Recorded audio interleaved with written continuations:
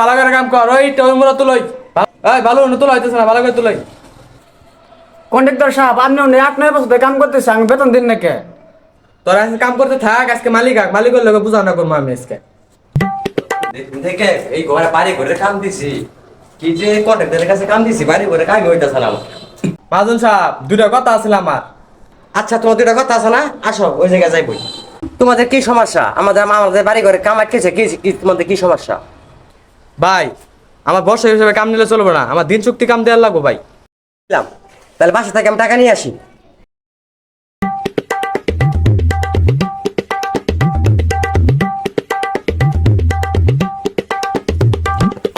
কন্ট্রাক্টরের কাম দিয়ে চুক্তি দিয়ে জীবনটাই শেষ।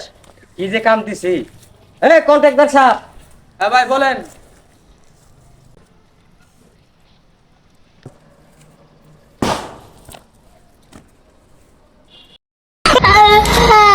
কি